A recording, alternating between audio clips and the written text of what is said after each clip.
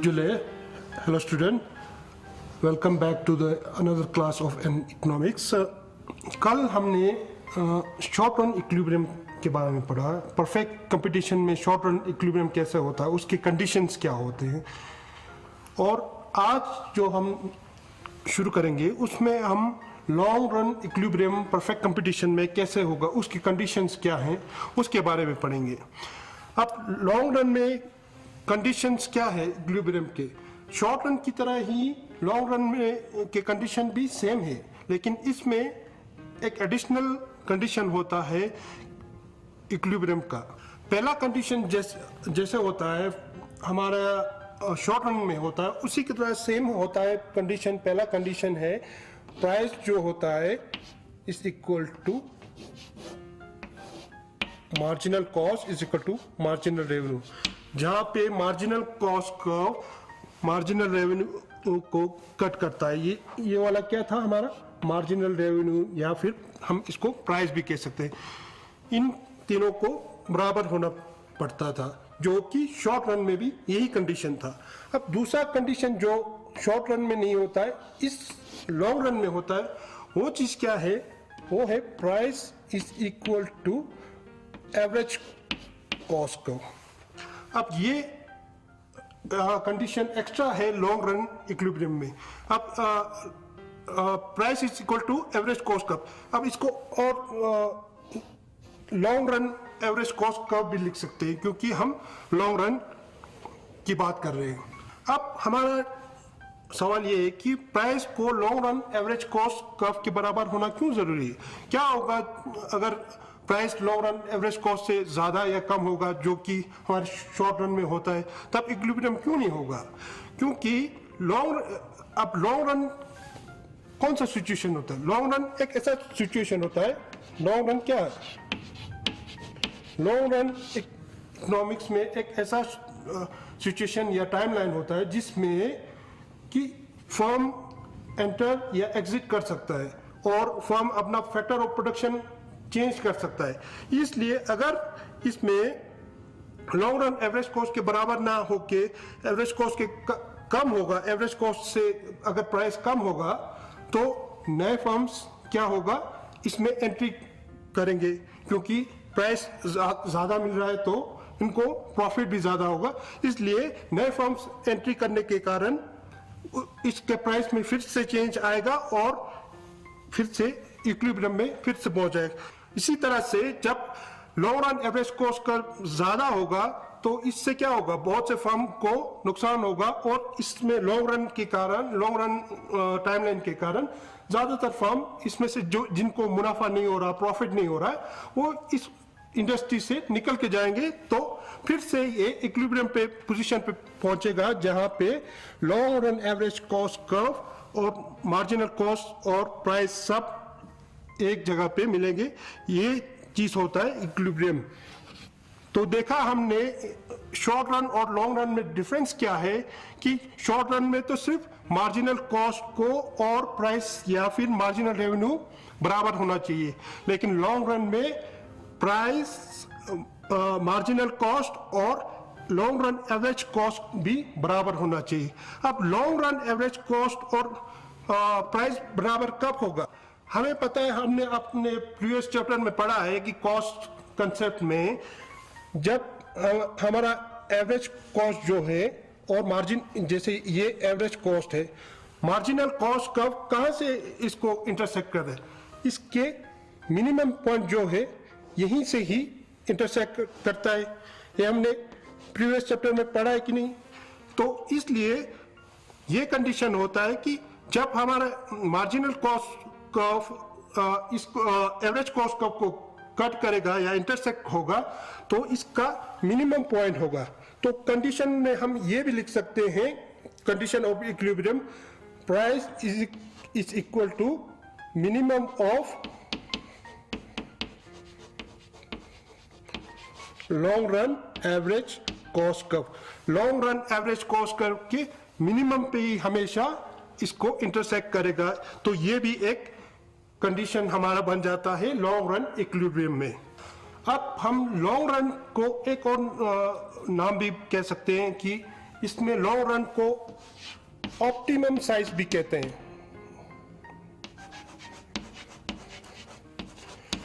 Optimum size या फिर socially desirable size of production.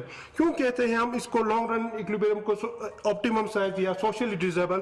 क्योंकि जब हम लॉन्ग रन में प्रोडक्शन करते हैं तो हमारा कॉस्ट सबसे कम जहां पे होता है उस जगह पे हम प्रोडक्शन करता है। इससे क्या होता है कि कंज्यूमर को लोएस्ट कॉस्ट पॉसिबल जो है वो मिलता है और कंज्यूमर को भी फायदा होता है और पूरे सोसाइटी को फायदा होता है। इसलिए इसको कहते हैं ऑप्टिमम साइज प्रोडक्शन या फिर सोशली बेनिफिशियल भी कह सकते हैं। अब और दूसरा चीज इसमें और एक क्वेश्चन आ सकता है कि अब कॉस्ट हमारा कॉस्ट भी सेम है और रेवेन्यू मार्जिनल रेवेन्यू भी सेम है, तो क्या हमें इस लॉन्ग रन में जीरो प्रॉफिट हो रहा है या जो फर्म्स इसमें काम कर रहे हैं क्या वो जीरो प्रॉफिट पे काम कर रहे हैं? क्योंकि यहाँ पे प्राइस तो हमारा कॉस्ट और रेवेन्यू तो बराबर आ रहा है, जीरो मतलब कि प्रॉफिट भी जीरो आना चाहिए। तो जीरो प्रॉफिट के प्रॉब्लम को समझने के लिए हमें ये दो चीज समझना चाहिए कि प्रॉफिट के दो टाइप्स होते हैं। एक तो होता है अकाउंटिंग प्रॉफिट और दूसरा होता है इकोनॉमिक प्रॉफिट। अब इन दोनों में डिफरेंस क्या है? जब हम बिजनेस में पढ़ते हैं तो हम अकाउंटिंग प्रॉफिट की बात करते हैं, तब उस सिचुएशन में बिजनेस में कोई भी एडवाइजेबल नहीं होगा कि आप जीरो प्रॉफिट पे काम करें, अपना बिजनेस चलाएं, अपना इंडस्ट्री चलाएं। उस चीज को उस केस में हम ऐसे सिचुएशन में काम नहीं करेंगे। लेकिन जब हम इकोनॉमिक्स में पढ़ते हैं तो इकोनॉमिक प्रॉफिट की बात करते हैं, तो इस इकोनॉमिक प्रॉफिट में हम क्या करते हैं? जब हमारा कॉस्ट है, यहाँ पे कॉस्ट की बात कर रहे हैं,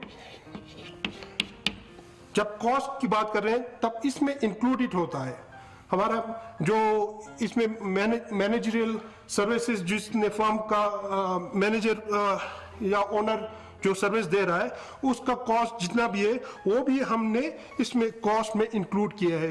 तो इसका मतलब कि उसको अपने कॉस्ट जो सर्विस दे रहा है उसका भी फायदा हो रहा है, वो भी इंक्लूडेड है, मतलब कि जीरो प्रॉफिट नहीं है। और जो उसने फैक्टर ऑफ प्रोडक्शन लगाया है, कैपिटल लगाया है, फैक्ट्री इंडस्ट्री में जो भी मशीनरी लगाया है उन पे जो रिटर्न आ रहा है वो भी इस कॉस्ट में इंक्लूडेड है। कि इसका मतलब कि जब ऑप्टिमम साइज पे हम प्रोडक्शन कर रहे हैं तो प्रोड्यूसर को जीरो प्रॉफिट नहीं हो रहा है, नॉर्मल एक प्रॉफिट हो रहा है जिसमें उसका मैनेजरल सर्विस जो दे रहा है उसके लिए भी उसको पैसा मिल रहा है और जो उसने कैपिटल इन्वेस्ट किया है उस पे भी उसको रेंट या इंटरेस्ट जो भी है मिल रहा है। ठीक है, तो इस दोनों डिफरेंस की वजह से हमें पता चलता है कि इकोनॉमिक्स में ये लॉन्ग रन में हमें जीरो प्रॉफिट नहीं मिल रहा है, कि जो फर्म है उसको प्रॉफिट नॉर्मल प्रॉफिट मिल रहा है। अभी हमने जीरो इकोनॉमिक प्रॉफिट की बात किया, उसमें हमने क्या एज्यूम किया है कि सभी फर्म्स जितने भी परफेक्ट कंपटीशन में जितने भी सारे फर्म्स है उनका कॉस्ट एक ही जैसा है, उनका जो लेबर का कॉस्ट होगा या मशीनरी का कॉस्ट सबका एक जैसा। क्या होगा जब डिफरेंशियल कॉस्ट होगा?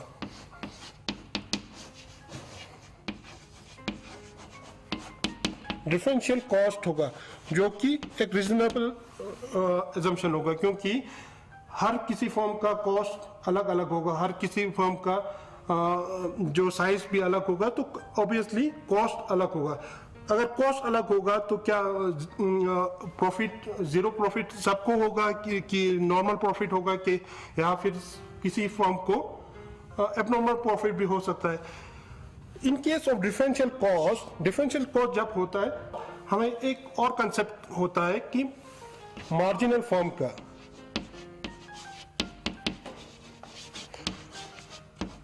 अब ये मार्जिनल फर्म क्या होता है? मार्जिनल फर्म वो फर्म होता है, अब जैसे कि इसमें बड़े सारे फर्म्स होंगे उनका कॉस्ट अलग अलग हो, मार्जिनल फर्म वो फर्म होगा जिसका कॉस्ट ऑफ प्रोडक्शन सबसे ज्यादा होगा। अब in case of differential cost हमें इक्विलिब्रियम के लिए और एक कंडीशन होना जरूरी है कि मार्जिनल फर्म का एवरेज कॉस्ट ऑफ मार्जिनल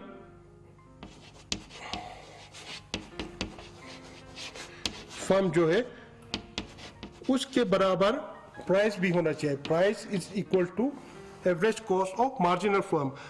तो डिफरेंशियल कॉस्ट कंडीशन में हमारा ये कंडीशन भी इक्विलिब्रियम के लिए जरूरी है कि प्राइस जो है average cost of marginal firm के बराबर होना है। क्या होगा अगर price average cost of marginal firm के बराबर नहीं होगा, ज्यादा होगा, तो same case new firms enter करेंगे या फिर ज्यादा कम होने के कारण या एग्जिट करेंगे, तो एक इक्विलिब्रियम सिचुएशन में नहीं रहेगा। जब ये सिचुएशन रहेगा प्राइस मार्जिनल फर्म वो फर्म जिसका कॉस्ट सबसे ज्यादा है तो उसके कॉस्ट के बराबर एवरेज कॉस्ट के बराबर होगा, उस केस में डिफरेंशियल कॉस्ट कंडीशन में भी इक्विलिब्रियम होगा और बाकी जो फर्म से मार्जिनल फर्म से ऊपर जो है उनको इससे ज्यादा प्रॉफिट, नॉर्मल प्रॉफिट से भी ज्यादा होगा और मार्जिनल फर्म को सिर्फ नॉर्मल प्रॉफिट ही होगा। अब जो नेक्स्ट टॉपिक है हमारा, अभी तक हमने परफेक्ट कंपटीशन के बारे में कहा कि उसमें इक्विलिब्रियम कैसा होता है, लॉन्ग रन, शॉर्ट रन, सब कुछ किया, उसके फीचर्स भी किए। अब जो नेक्स्ट टॉपिक हम डिस्कस करेंगे वो है अनदर फॉर्म ऑफ मार्केट, वो है मोनोपोली मार्केट। अब मोनोपोली क्या होता है? मोनोपोली एक ऐसा फॉर्म ऑफ मार्केट होता है, एक मार्केट का ऐसा स्ट्रक्चर होता है जिसमें सिंगल सेलर होता है,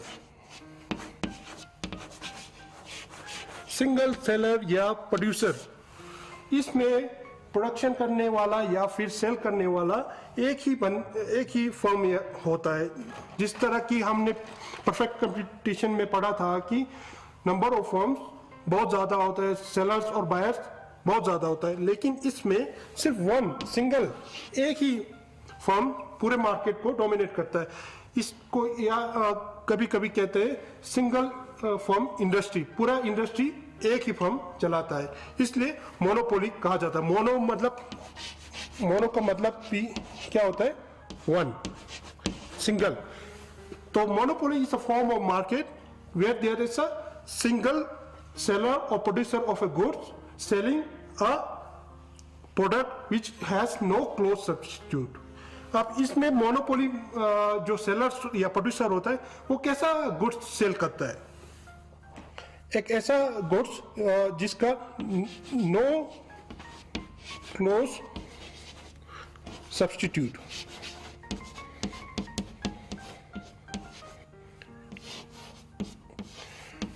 नो क्लोज सब्स्टिट्यूट। इसमें प्रोडक्ट कैसा होता है? एक ऐसा प्रोडक्ट होता है जिसका कोई क्लोज सब्स्टिट्यूट नहीं होता। सब्स्टिट्यूट क्या होता है? जैसे कि हमने पहले आपने पढ़ा होगा कि प्रोडक्ट जैसे गुड्स होगा, टी का सब्स्टिट्यूट क्या है? कॉफी। ऐसा प्रोडक्ट ये मोनोपोली प्रोड्यूस करता है जिसका कोई सब्स्टिट्यूट नहीं है। अगर ये प्राइस राइज करे तो दूसरे पे ना जा सके, ऐसा एक प्रोडक्ट होता है मोनोपोली का, जो प्रोडक्ट होता है जिसका कोई सब्स्टिट्यूट नहीं है। थर्ड, इसका मोनोपोली में क्या थर्ड फीचर क्या होता है? तीसरा पॉइंट क्या है? इस टाइप ऑफ मार्केट में स्ट्रॉन्ग बैरियर्स।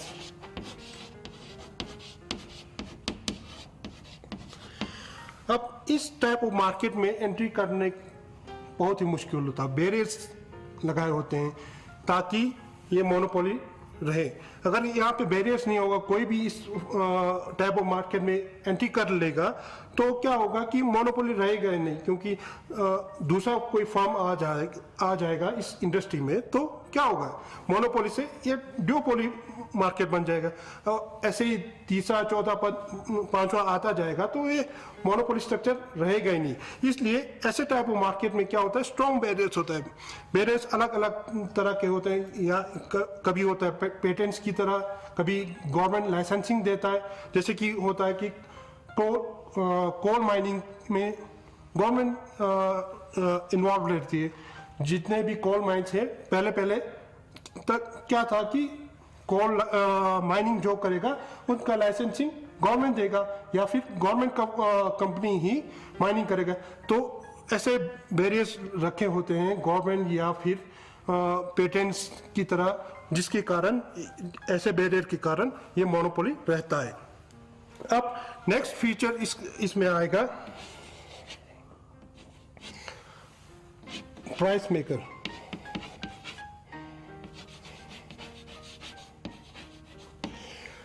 मोनोपोली जो फर्म होता है वो क्या होता है, प्राइस मेकर होता है। जिस तरह हमने परफेक्ट कंपटीशन में पढ़ा था कि उस सिचुएशन में फर्म या फिर बायर दोनों क्या होता है, प्राइस टेकर, जो मार्केट में डिटरमाइन होता है प्राइस उसी को लेना पड़ता था। लेकिन इस सिचुएशन में मोनोपोली खुद एक ही फर्म होता है, वो ही सेलर होता है, तो वो क्या डिटरमाइन करता है कि प्राइस मार्केट में प्राइस कितना होगा, आउटपुट कितना वो सेल करेगा, वो सब डिटरमाइन कौन करता है, एक मोनोपोली फर्म प्राइस डिटरमाइन करते हैं। इसलिए इस मोनोपोली फर्म को भी कहते हैं प्राइस मेकर फर्म भी कहते हैं। अब नेक्स्ट हम करेंगे कि सोर्स या कॉज ऑफ मोनोपोली, या फिर कहेंगे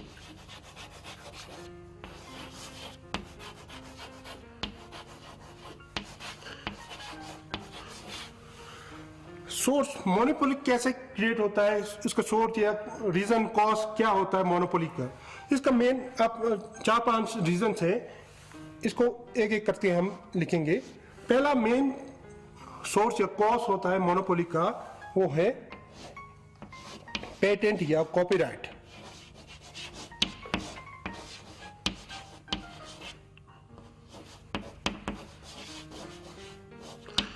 पेटेंट या कॉपीराइट क्या होता है, ये किसी को एक्सक्लूसिव राइट्स देता है कि कोई चीज प्रोडक्शन करना है। जैसे कि किसी ने कोई फिल्म बनाया, किसी ने कोई बुक लिखा होगा, किसी ने कोई दवाई इन्वेंट किया होगा, तो उसको इन्वेंट करने के लिए क्या मिलता है, पेटेंट या कॉपीराइट मिलता है।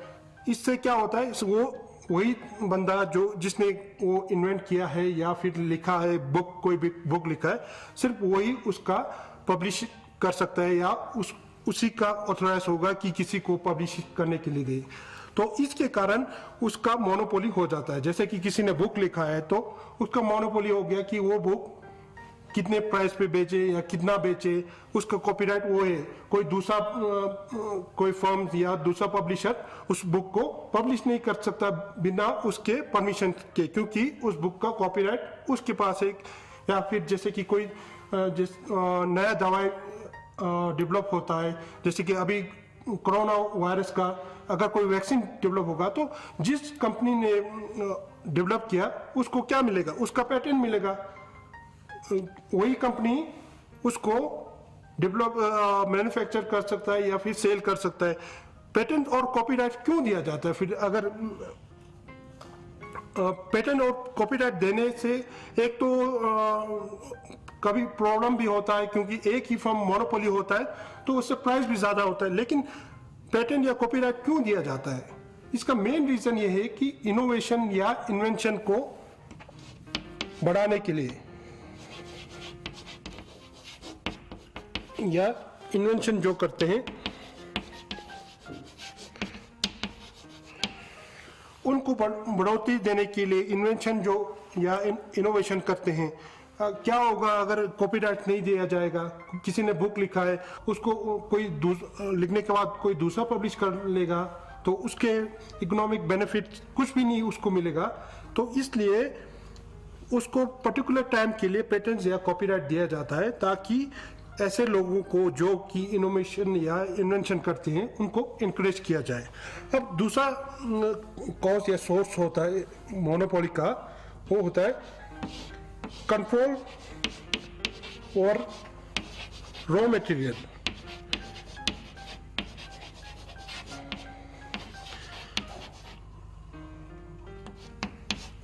रॉ मटेरियल पर कंट्रोल जिसके पास होगा उसके थ्रू भी मोनोपोली हो सकता है।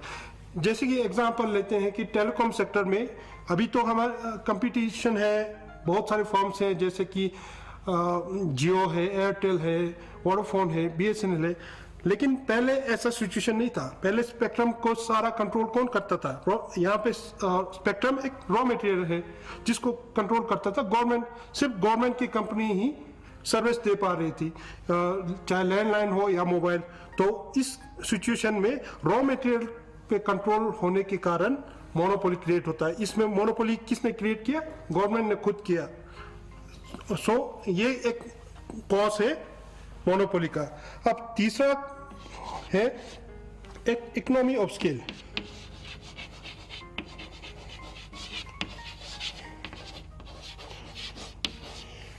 कुछ इंडस्ट्रीज में क्या होता है कि long run average cost curve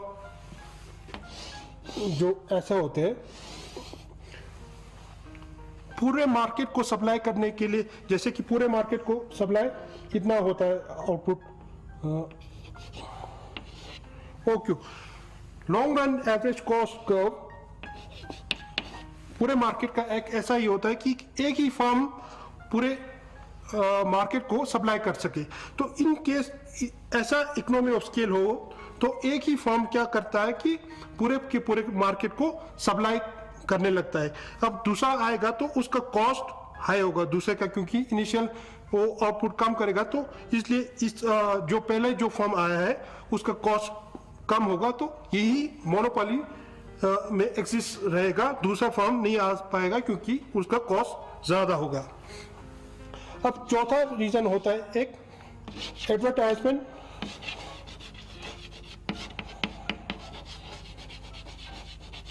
या फिर कह सकते हैं ब्रांड रॉयल्टी।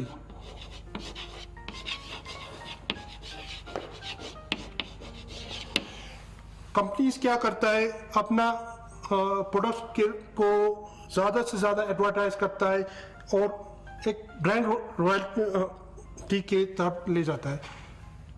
इसमें क्या होता है कि कंपनीज अपने जो भी प्रोडक्ट है उसको कंज्यूमर के दिमाग में बिठा लेता है। इससे क्या होता है कि कंज्यूमर अगर कोई दूसरा कोई कंपनी नया प्रोडक्ट लेके आए तब भी उसी ब्रांड पे स्टिक रह जाता है, ब्रांड रॉयल्टी उसी ब्रांड पे रहता है। इस केस में क्या होता है कि वही प्रोडक्ट, एक ही प्रोडक्ट पूरे मार्केट में रह जाता है। तो इस एक्सेसिव एडवर्टाइजमेंट से भी क्या होता है, मोनोपोली भी क्रिएट होता रहता है। तो आज हमने पढ़ा कि लॉन्ग रन इक्विलिब्रियम कैसा होता है और मोनोपोली मार्केट क्या होता है और उसके फीचर्स पढ़े और उसके सोर्स क्या होते हैं वही पढ़े। और आप नेक्स्ट क्लास में हम उससे आगे चलेंगे। Thank you.